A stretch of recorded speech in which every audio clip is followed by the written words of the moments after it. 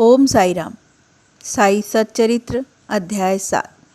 अद्भुत अवतार। श्री साई बाबा की प्रकृति, उनकी यौगिक क्रियाएं, उनकी सर्वव्यापकता, कुष्ठ रोगी की सेवा, खापरडे के पुत्र, प्लेग, पंढरपुर गमन। अद्भुत अवतार।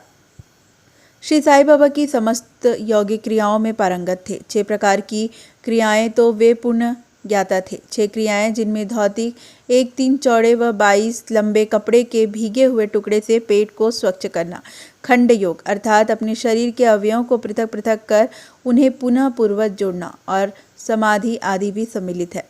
यदि कहा जाए कि वे हिंदू थे तो आकृति से वे यवन प्रतीत होते थे। कोई भी यह निश्चयपूर्वक नहीं कह सकता था कि वे हिंदू थे या यवन।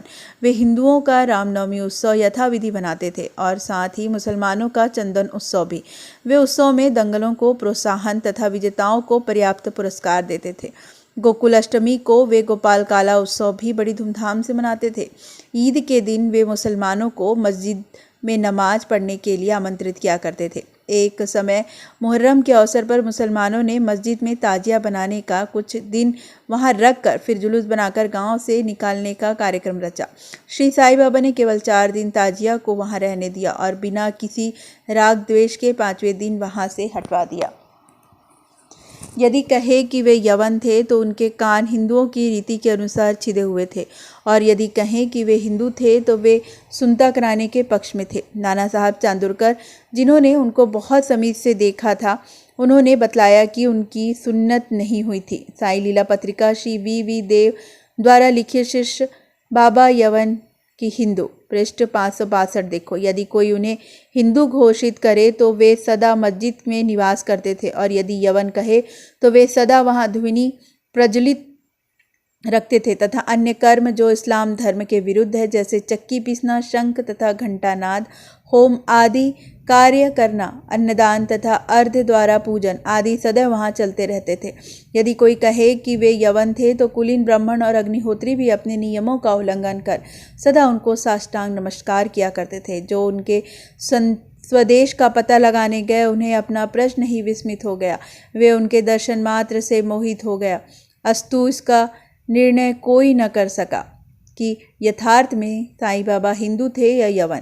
उनमें आश्चर्य ही क्या है जो अहम व इंद्रिय जन सुखों को तितांजलि देकर ईश्वर की शरण में आ जाता है, तथा जब उसे ईश्वर के साथ अभिन्नता प्राप्त हो जाती है तब उसकी कोई जाति पाति नहीं रह जाती।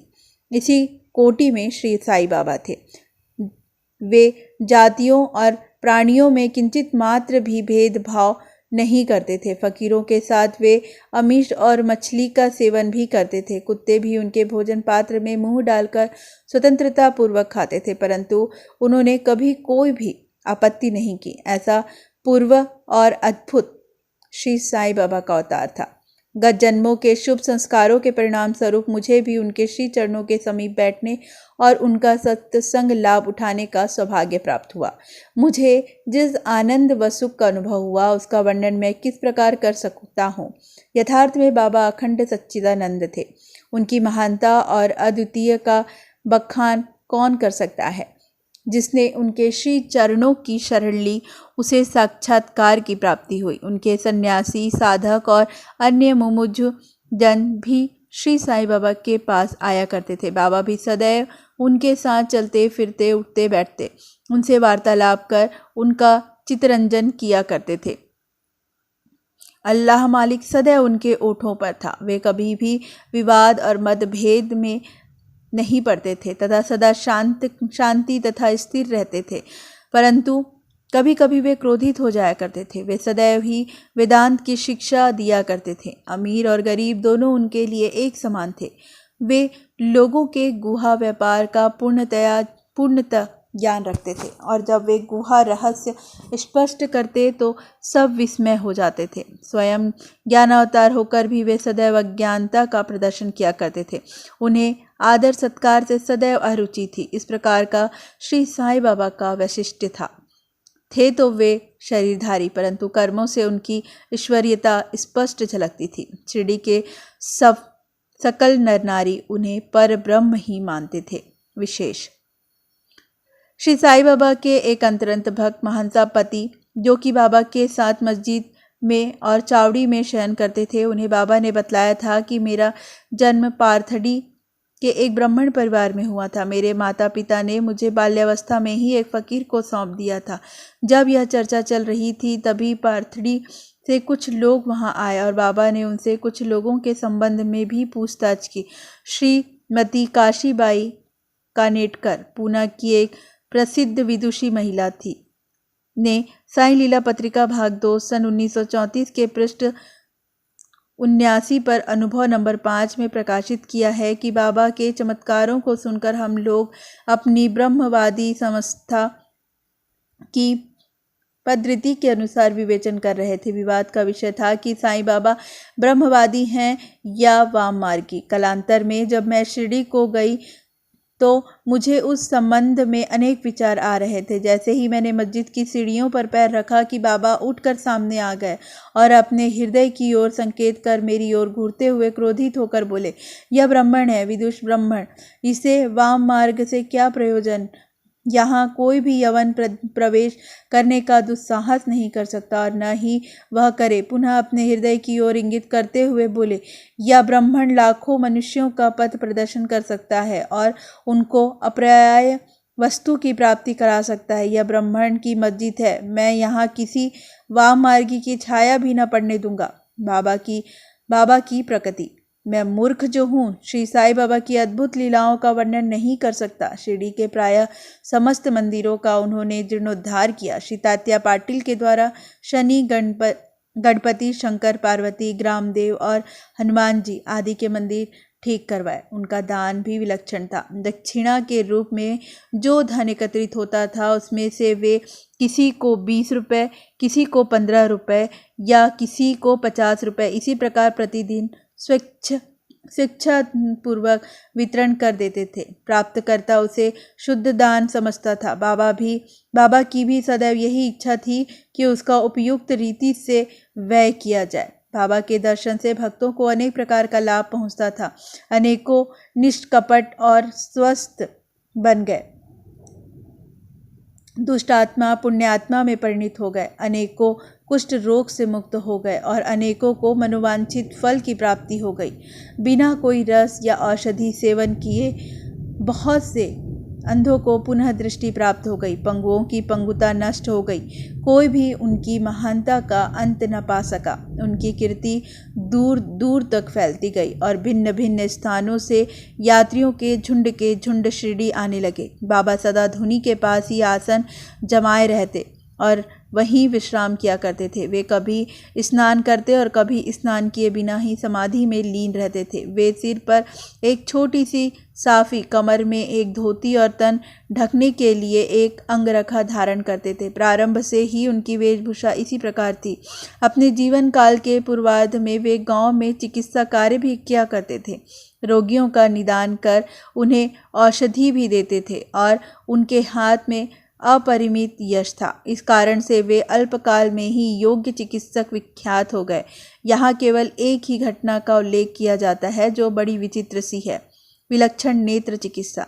एक भक्त की आंखें बहुत लाल हो गई थी, उन पर सूजन भी आ गई थी। शिरडी सरी के छोटे ग्राम में डॉक्टर कहाँ। तब भक्तगण ने रोगी को बाबा के समक्ष उपस्थित किया।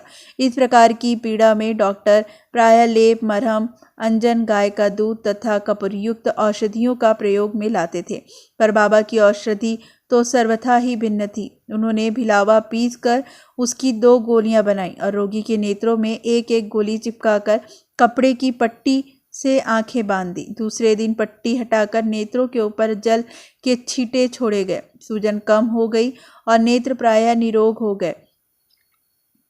नेत्र शरीर का एक अति सुकोमल अंग है, परंतु बाबा की औषधि से कोई हानि नहीं पहुंची, वरन नेत्रों की व्याधि दूर हो गई। इस प्रकार अनेक रोगी निरोग हो गए। यह घटना तो केवल उदाहरणार्थ स्वरूप ही यहाँ लिखी गई है। बाबा की यौगिक क्रिया। बाबा को समस्त यौगिक प्रयोग और क्रियाएं ज्ञात थी। उनमें से केवल 2 का ही उल्लेख यहाँ किया जाता है। भौतिक क्रिया, आंतें स्वच्छ करने की क्रिया। प्रति तीसरे दिन बाबा मस्जिद से प्रायः दूरी पर एक वट वृक्ष के नीचे किया करते थे। एक अवसर पर लोगों ने देखा कि उन्होंने अपनी आंतों को उधर से बाहर निकालकर उन्हें चारों ओर से स्वच्छ किया और समीप के वृक्ष पर सूखने के लिए रख दिया। शिरडी में इस घटना की पुष्टि करने वाले लोग अभी भी जीवित हैं। उन्होंने इस सत्य की परीक्षा भी की थी। साधारणतः धौती क्रिया एक 3 चौड़े व 22 फुट लंबे गीले कपड़े के टुकड़े से की जाती है। इस कपड़े को मुंह के द्वारा उदर में उतार लिया जाता है तथा इसे लगभग आधा घंटे तक रखते हैं ताकि उसका पूरा प्रभाव हो जावे। तत्पश्चात उसे बाहर निकाल लेते हैं। पर बाबा की तो यह धौतिक क्रिया सर्वथा विचित्र और असाधारण ही थी। खंड योग। एक समय बाबा ने अपने शरीर के अवयव पृथक पृथक कर मस्जिद के भिन्न भिन्न स्थानों में बिखेर दिए। अकस्मात उसी दिन एक महाशय मस्जिद में पधारे और अंगों को इस प्रकार यहाँ वहाँ बिखरा देख वो बहुत ही भयभीत हुए। पहले उनकी इच्छा हुई कि लौटकर ग्राम अधिकारी के पास यह सूचना भिजवा देनी चाहिए कि बाबा का खून कर उसके टुकड़े टुकड़े कर दिए हैं, परंतु सूचना देने वाला ही पहले पकड़ा जाता है, यह सोचकर वे मौन रहे। दूसरे दिन जब वे मस्जिद में गए तो बाबा को पूर्ववत हष्ट पुष्ट और स्वस्थ देखकर उन्हें बड़ा विस्मय हुआ। उन्हें ऐसा लगा कि पिछले दिन जो दृश्य देखा था वह कहीं स्वप्न तो नहीं था। बाबा बाल्यकाल से ही यौगिक क्रियाएं किया करते थे और उन्हें जो अवस्था प्राप्त हो चुकी थी उसका सत्य ज्ञान किसी को भी नहीं था। चिकित्सा के नाम से उन्हें कभी किसी से भी एक पैसा भी स्वीकार नहीं किया। अपने उत्तम लोकप्रिय गुण के कारण उनकी कीर्ति दूर दूर तक फैल गई। उन्होंने अनेक निर्धनों और रोगियों को स्वास्थ्य प्रदान किया। इस प्रसिद्ध डॉक्टरों के डॉक्टर मसीहों के मसीहा ने कभी अपने स्वार्थ की चिंता न कर अनेक विघ्नों का सामना किया। स्वयं असहनीय वेदना और कष्ट सहन कर सदैव दूसरों की भलाई की और उन्हें विपत्तियों में सहायता पहुंचाई। वे सदा पर कल्याणार्थ चिंतित रहते थे। ऐसी एक घटना नीचे लिखी जाती है जो उनकी सर्वव्यापकता तथा महान दयालुता की द्योतक है। बाबा की सर्वव्यापकता और दयालुता। सन 1910 में बाबा दीपावली के शुभ अवसर पर धूनी के समीप बैठे हुए अग्नि ताप रहे थे तथा साथ ही धूनी में लकड़ी भी डालते जा रहे थे। धूनी प्रचंडता से प्रज्वलित थी। कुछ समय पश्चात उन्होंने लकड़ियां डालने के बदले अपना हाथ धूनी में डाल दिया। हाथ बुरी तरह झुलस गया। नौकर माधव तथा माधवराव देशपांडे ने बाबा को धूनी से हाथ डालते देख तुरंत दौड़कर उन्हें बलपूर्वक पीछे खींच लिया। माधवराव ने बाबा से कहा, देवा आपने ऐसा क्यों किया? बाबा सावधान होकर कहने लगे, यहाँ से कुछ दूर पर एक लहुहारिन जब भट्टी धौंक रही थी उसी समय उसके पति ने उसे बुलाया। कमर से बंधे हुए शिशु का ध्यान छोड़ वह शीघ्रता से वहां दौड़ गई। अभाग्यवश शिशु फिसल कर भट्टी में गिर पड़ा। मैंने तुरंत भट्टी में हाथ डालकर शिशु के प्राण बचा लिए। मुझे अपना हाथ जल जाने का कोई दुख नहीं, परंतु मुझे हर्ष है कि एक मासूम शिशु के प्राण बच गए। कुष्ठ रोगी की सेवा। माधवराव देशपांडे के द्वारा बाबा का हाथ जल जाने का समाचार पाकर श्री नाना साहेब चांदोरकर बंबई के सुप्रसिद्ध डॉक्टर श्री परमानंद के साथ दवाइयाँ, लेप, लिट तथा पट्टियाँ आदि साथ लेकर शीघ्रता से शिरडी को आए। उन्होंने बाबा से डॉक्टर परमानंद को हाथ की परीक्षा करने और जले हुए स्थान में दवा लगाने की अनुमति मांगी। यह प्रार्थना स्वीकृत हो गई। हाथ जल जाने के पश्चात एक कुष्ठ पीड़ित भक्त भागोजी सिंधिया उनके हाथ पर सदैव पट्टी बांधते थे। उनका कार्य था प्रतिदिन जले हुए स्थान पर घी मलना और उसके ऊपर एक पत्ता रखकर पट्टियों से उसे पुनः पूर्ववत कस कर बांध देना।